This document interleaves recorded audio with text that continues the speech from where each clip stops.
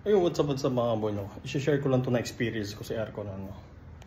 So, wala akong video nung naumpisa kong baklasin yung aircon. At saka naikabit ko na rin kasi yung pan. Wala rin akong video. So, ngayon ko lang i-share. Busy kasi, parang wala akong time mag-record. Minadali ko lang talaga yung pagbukas nitong aircon. So, ito ipapakita ko sa inyo. Experience natin sa aircon, i-share ko lang naman. So, kung ano yung paraan na ginawa ko. Ayun. Pipintura kasi tayo ng kwarto, hindi pa rin tapos. Yung likod pa lang na pinturahan, eto, wala pa. Ayun. So, init na init si Kuya Burns World. Siyempre, may aircon naman. Binuksan ko yung aircon. Wala kasing, yung nandito kasi sa kwarto, hindi marunong maglinis ng filter man lang. Kahit yung filter lang doon sa labas, walang linis. Tsaka, nagluluto rin dito sa loob ng kwarto. Kaya ganun kadumi yung mga wall. Tapos medyo oil yung pan. Oily yung pan niya. So, pinandar ko. Doon tayo sa aircon. Pinandar natin yung aircon, siyempre. Walang gumagana naman yung condenser. Pero yung pan, hindi na ikot. Okay. Tapos ang nangyari rito, tapos may error code na lumabas. O ibig sabihin, yung lumabas na error code niya is E3. Okay, E3. Wala naman tayo masyadong yung alam sa aircon, kundi yung mga basic lang na linis. Okay, E3. Ayun. So, hindi kita So, E3. So, Taiwanese, Chinese siya. So, at least meron siya rito English. Ayun, yung word na pan. Ayan. So, ibig sabihin ng E3, so, error yung motor niya sa pan. Hindi siya naikot. Okay, so kahit i-translate natin yan. So, normal talaga.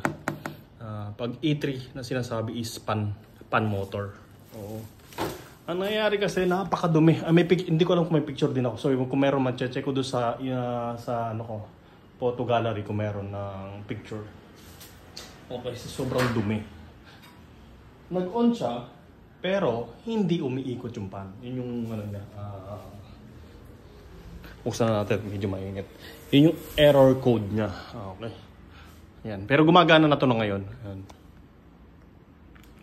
Yan. Gumagana to ngayon. Bali, ang ginawa ko lang dito mga kabonyo, syempre. Naumpisa natin, binaklas to, tinanggal natin yung cover, nilinisan ko na rin to, malinis na yan. Susoli ko na ngayong araw. Okay. Yun nangyari dito. Akit tayo, hindi umiikot. Yan. Pero ngayon, ito na, medyo umiikot na siya. Ayan, umiikot na yan.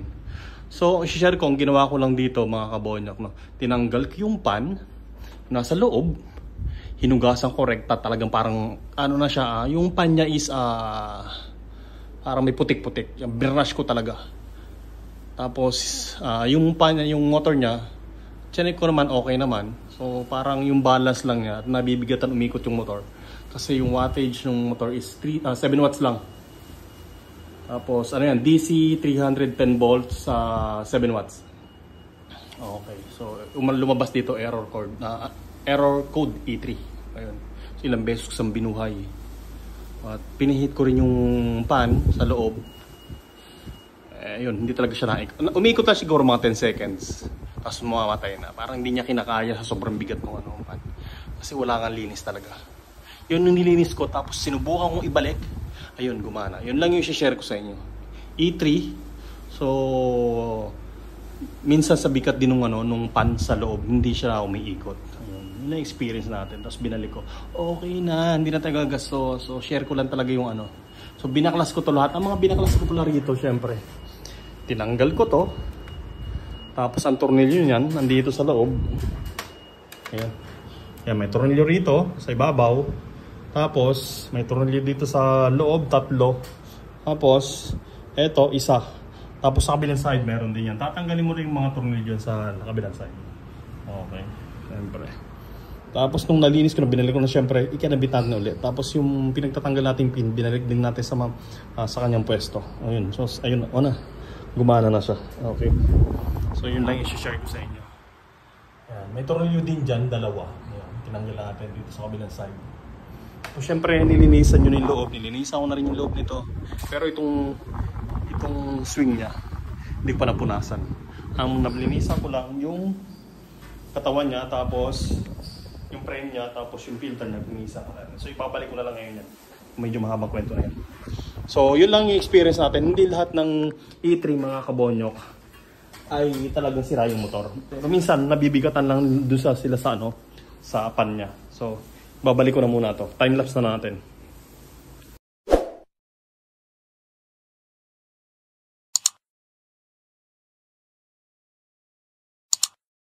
Okay, ayun.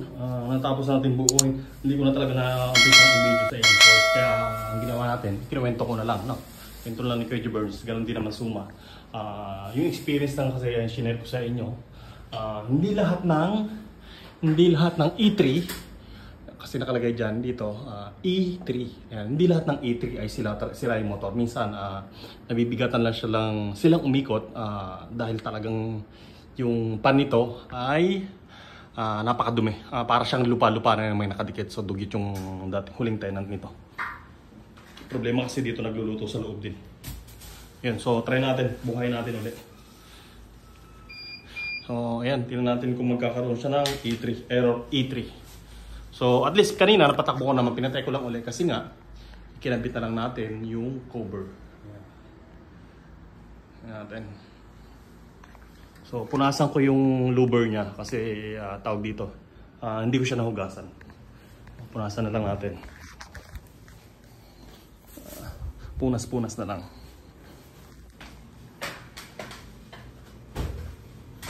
Ayan, taas malakas na yung pan niya. So yan, maitim talaga. O, tingnan nyo naman mga kabonyo ko. Talagang napakaitim yan. Punas-punas na lang. Punasan na natin habang gumagana yung luber niya.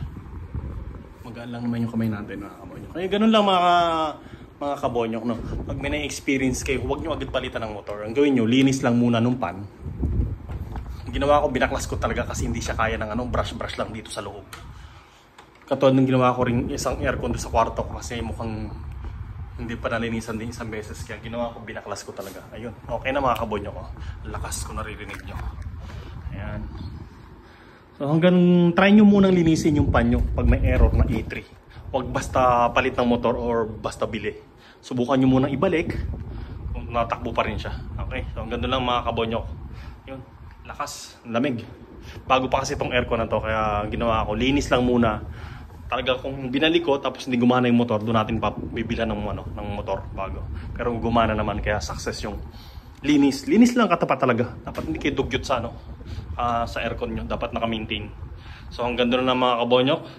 Kalimutan mag-subscribe sa aking channel. Hit the bell para lagi kayong updated sa aking i-upload na video. Bye-bye!